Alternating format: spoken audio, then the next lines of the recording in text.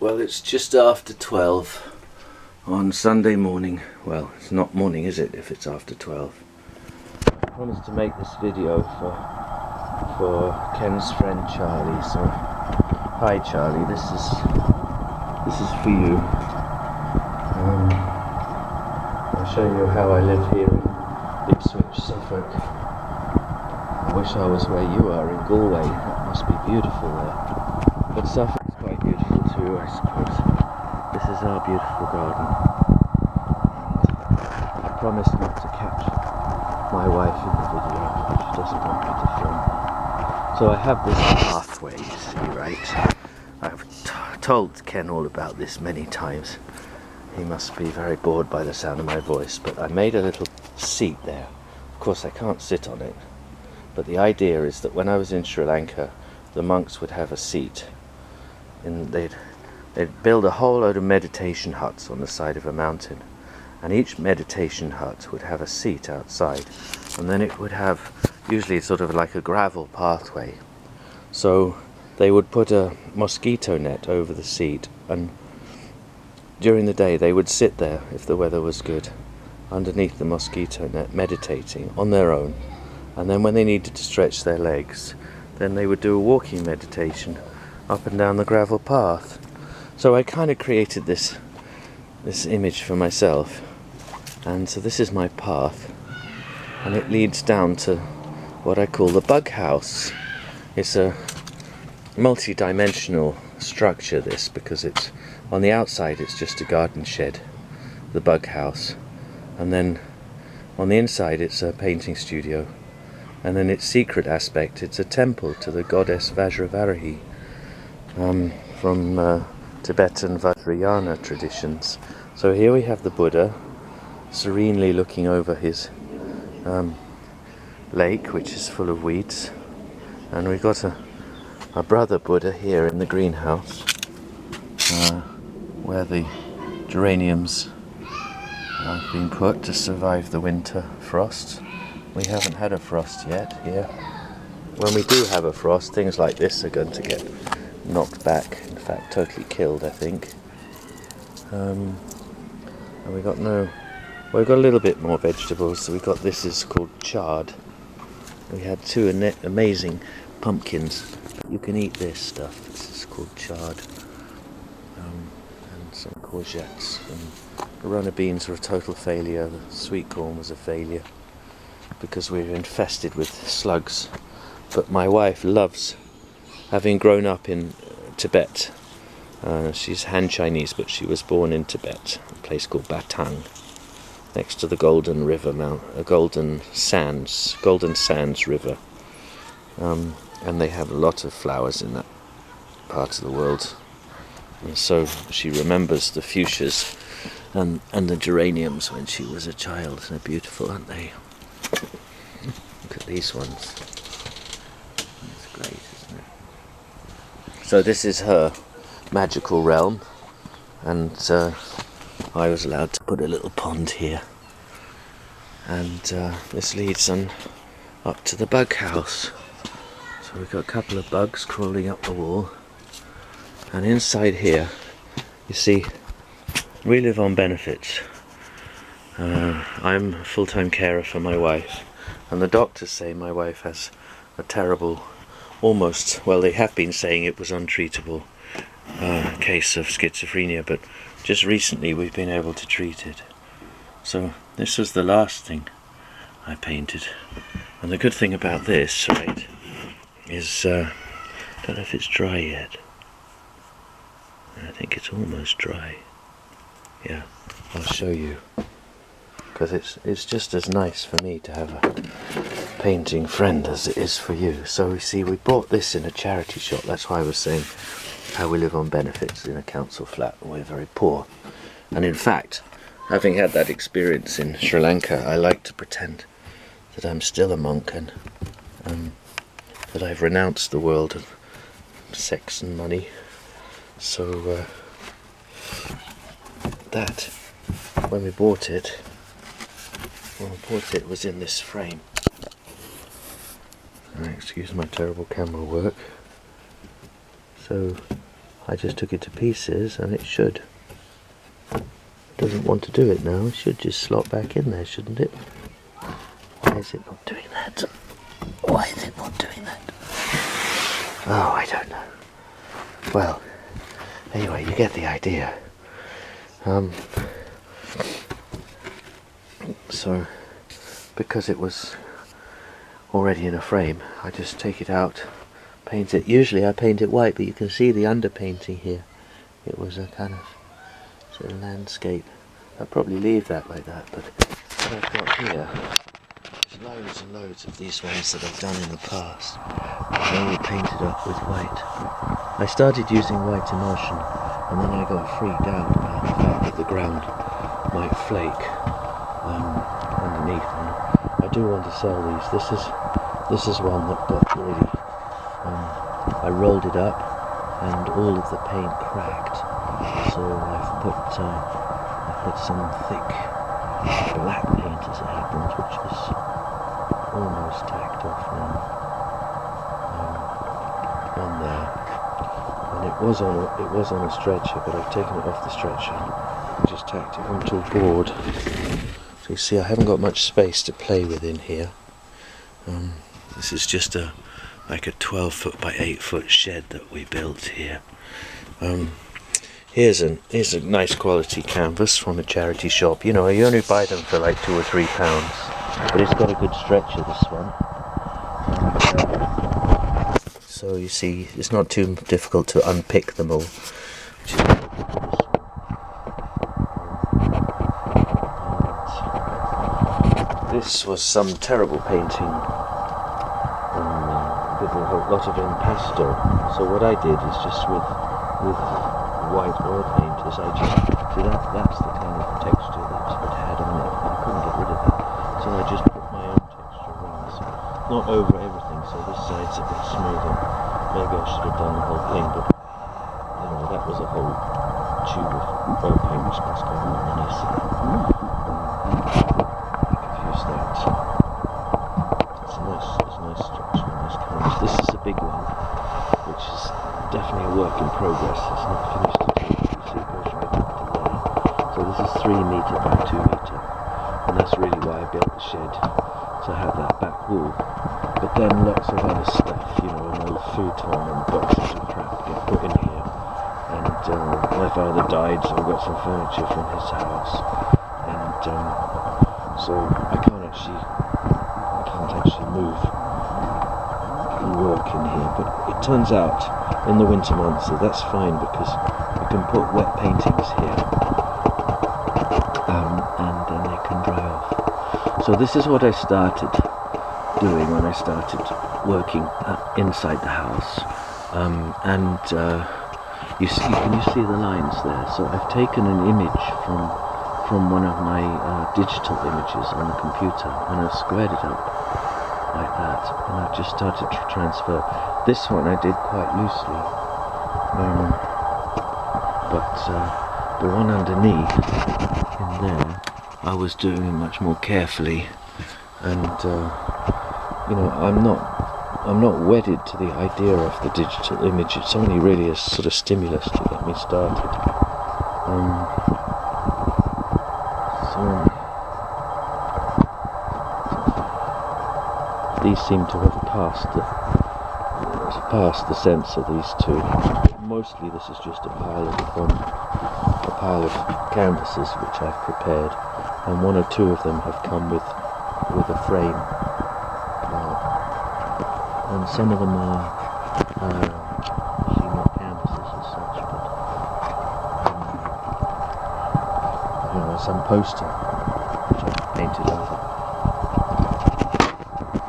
So it's all white stuff here. I call this the White House Studio. I really don't know why this doesn't fit. Let me try it again. Puzzle it. This is going to end up being a very long, boring video for you. When I was a schoolboy, my best friend was called Charlie. I had 2 best friends at school. One was called Charlie and one was called Max. And my best friend Charlie actually had a terrible accident when he was a teenager and broke his neck, and he was paralysed. It's very strange that doesn't fit. It's so strange, isn't it? There. I just kind of had to bang it in. There we are. Yes, so my Charlie went to Stoke Mandeville Hospital. He'd gone to Cambridge, sort of contemporary of Boris Johnson, David Cameron, like that at Eton. And then he went to Cambridge, and after the accident, so he was at Stoke Mandeville Hospital, and he had to have a carer with him, you know, and a bag attached. Now you see, I might take some details here, even take it at an angle slightly, which is interesting now, because that's what I wanted to do in relation to Cliff's, in relation to Ken's project, because when he took the photograph of Laura sitting there, the door had a kind of angle like that, you see. Straight on, it's up and down. I'm trying to express several things at the same time. I slow down. So, the way I've been working for quite some time is I take a still from a video, or take a snap of that as a digital image, put it into the computer. All kinds of suggestions, figures,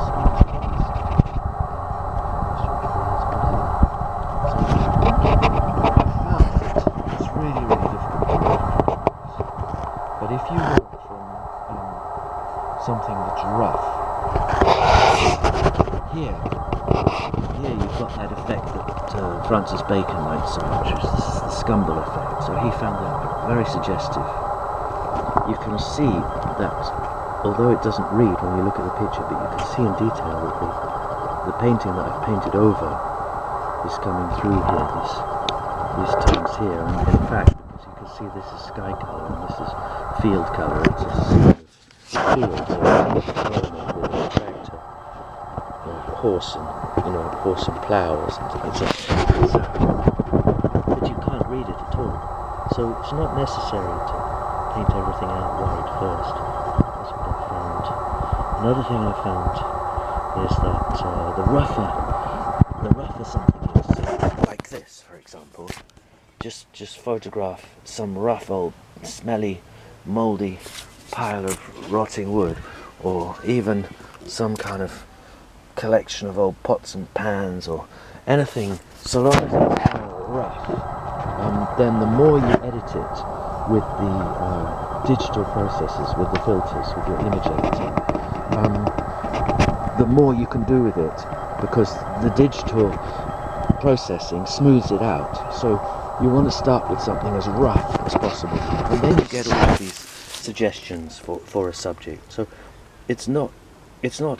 I'm not interested in abstraction itself, but I'm working, as my teacher would say, I'm working through abstraction. I definitely am interested in subject and all kinds of meanings to be evoked, and all kinds of responses from your public. You're looking for meaning. You're looking also for a certain kind of honesty, but if you say you're being honest, then you're not being honest. It's a kind of riddle, isn't it? You know, why do you think Donald Trump has a website called Truth Social? Because he's the biggest liar, you know. So he says, and Margaret Thatcher was the same. She used to talk about honesty. So, and humility is another thing. This is the last canvas we just bought. I'm really just kind of brainstorming you here. Now, this, I think we paid £3 for this. The stretch is not too bad, but it doesn't bevel here, so that you'll get that line. You see that line there inevitably, and it doesn't come around. So, and also you see it's just been glued here. So, and the corners have come off. So what I will do with this one, it's hardly worth the £3 to be honest, is I will I will get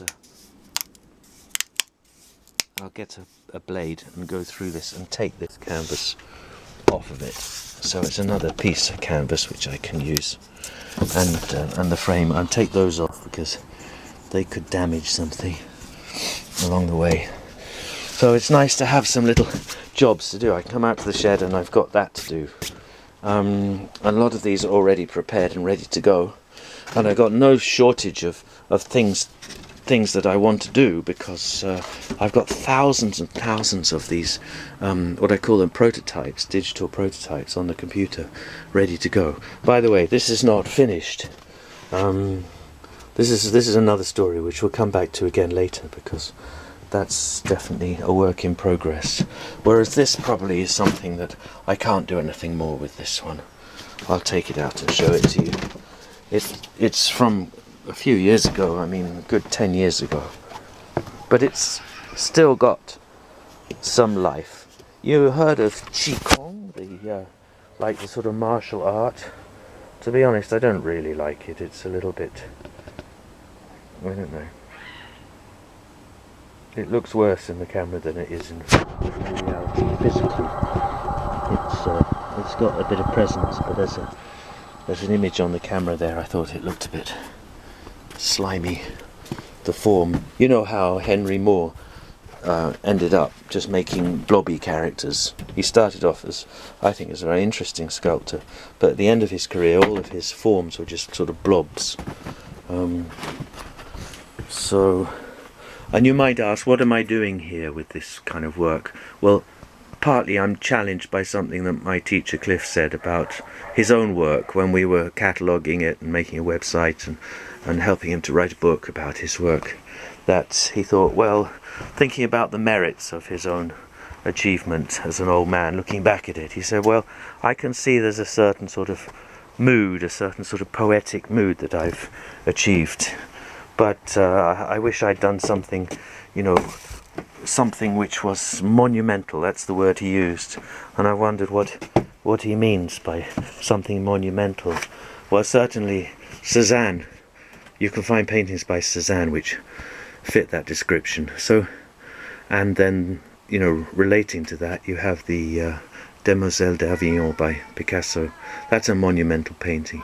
So that's why I wanted to work on this, the largest scale I could. And in fact, I thought, take this 3 meter by 2 meter scale and then turn it on its side and have 4 or 5 of them in a row, and that would make the kind of painting that I could get really excited about. Right, so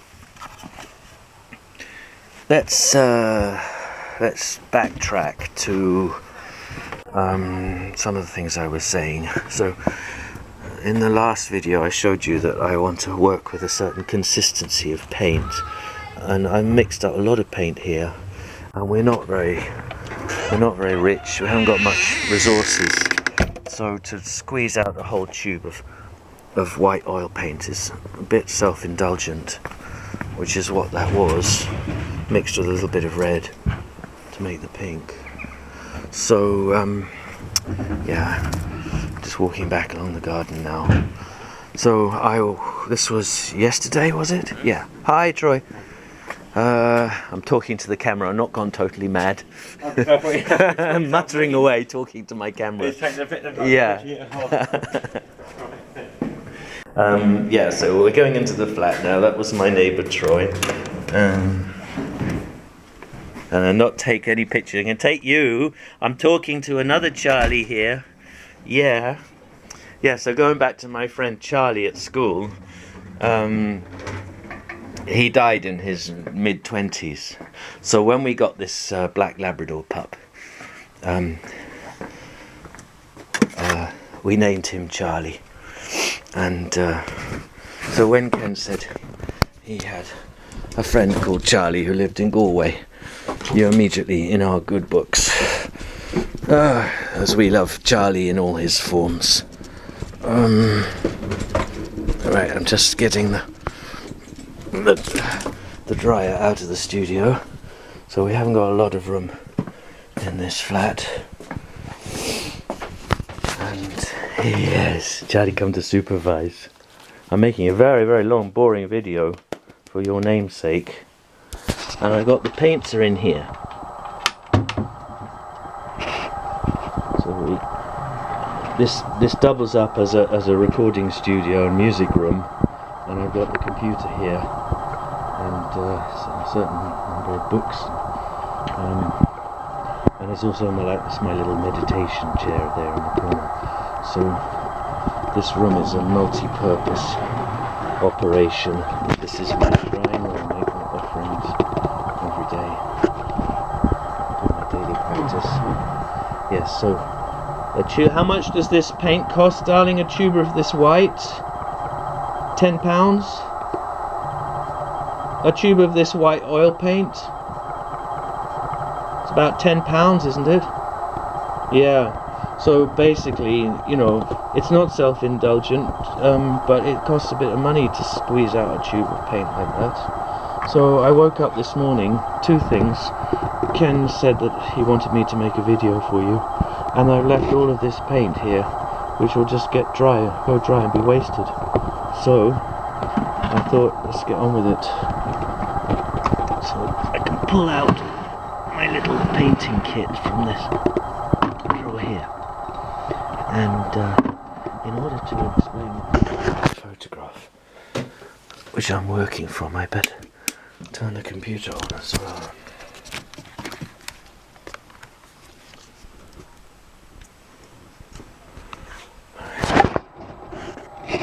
So in terms of materials, we got white spirit here, and everything that I buy like this, because I'm pretending I'm a monk, I have to go through Lin Feng and ask her, and she doesn't have to say yes. But over the years she's given me plenty of materials, and the last request I put in was for this. Now this is one of the things I wanted to say to you. If I could just calm down and explain my ideas in a order so you could understand what I'm saying. Do you see what it says? Cornelison's. Now this is a shop just around the corner from the British Museum in London. Ken may remember it. And this is where you can go to buy art materials. And this is called Venice turpentine. And there's not very much. It goes a long way, and I won't be using it on this painting. But if I wanted to make that kind of smoky effect that you were talking about, I could build up the painting in glazes. That's how the Mona Lisa is painted. It's how Rubens painted, and Velasquez, and basically, and Titian. You are putting paint on. You see, that's opaque. You can't see the white through it. But with the Venice turpentine, you're making a see-through glaze. So the pigment is held in suspension, and the light goes through, bounces around in all sorts of marvellous ways, comes back and is mixed kind of also in your eye, like the pointillist effect. So rather than just pink paint, you might have spots of white and spots of red and even spots of blue and spots of yellow, and that's how you get those beautiful colours of those painters like Titian and Rubens. Someone was in Rubens' studio watching him work, and they discovered his secret. Every time he dipped his brush into the paint, he would then also dip it into the Venice turpentine. So every brush stroke was thinned out, but also kind of allowed the paint to be held in a medium like that. So I haven't got any linseed oil, but you can use oils in the same way, other kinds of oils. Here we've got something which is a bit more oily. Here we've just got, this is okay for thinning. It says thinning solvent, but the solvent part, you'd want to avoid that, because that actually breaks down the substance of the paint. You don't want to kind of attack the paint too much. Some newspapers, always useful to have if there's a mess, and some kitchen roll. And here I've got dust sheets and an old towel as well. And I've got a little box of these paints. So you can see Lin Feng has done very well. She's bought me all of these over the recent years. This is the dreaded black, and some useful little pots which don't have anything in them. Charlie's crying. And then I'm not a great one for washing brushes, So I usually just stick them in something. Of course, you don't want your brushes to go totally hard and dry. And for you now, he's crying, is he? I'm going to have to use a new brush, because any of those would take away from the pink colour. It's a bit like Tom and Jerry, where you never see the lady in the Tom and Jerry cartoons. You hear her voice, you see her feet. Are you taking him into the garden then? Yeah. Okay, darling. I won't be much longer with this. Oh, if I can sort of collect my thoughts together a bit. So I put a board on that chair. I've put this board, which was in the shed here, and we've got the painting on a canvas tacked up like this. And I've got another canvas on the side here, so that's why I haven't put any holes down that edge. Now, what I was thinking is that I'll make a video for you, but my task is very simple. I just don't want to waste this colour, and I put all of my dirty palettes in this contraption, so to sort of save space. And I got some brushes in here, and I got some more brushes here. In fact, why don't I just use that brush? Yeah. Okay. So, yeah. I was telling Ken that part of the secret of this way of working, which isn't working with glazes, is to get the paint the right consistency, which I've done. And the other thing is to use the biggest brush you can possibly manage. So let's just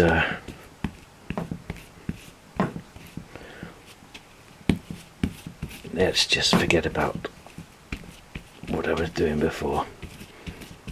I'm going to be able to see the original drawing because of the texture there. So it's just a door.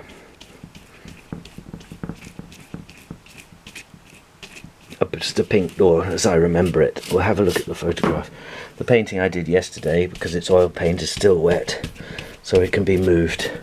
So all that fuss I made about applying the paint yesterday, you see, to make these nice shapes here, doesn't matter, because I photographed them, and I'll show you that in a minute. So they can go ahead and generate some more ideas, and so it goes on. It's endless, really. I think I just whacked Laura on the head with that bit, but it doesn't matter because I'm going to be painting over this.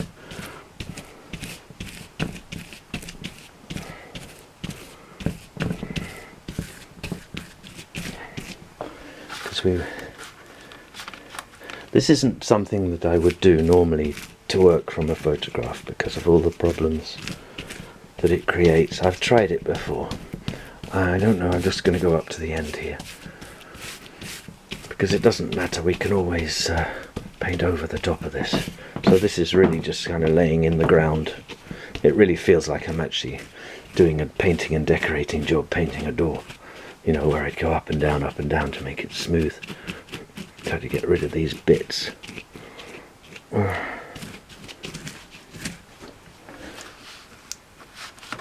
All because I didn't want to waste this wet paint. That's what it's all about.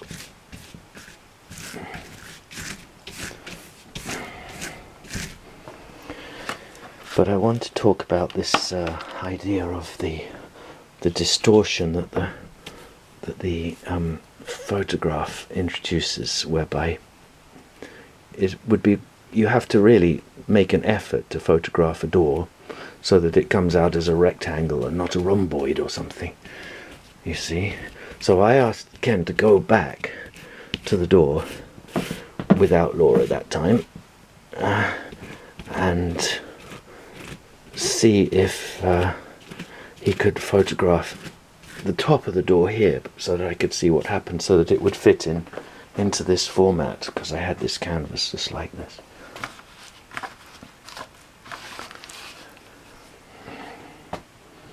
We would call this interest in getting pink paint in order to paint a pink door, we would call this an interest in the local colour.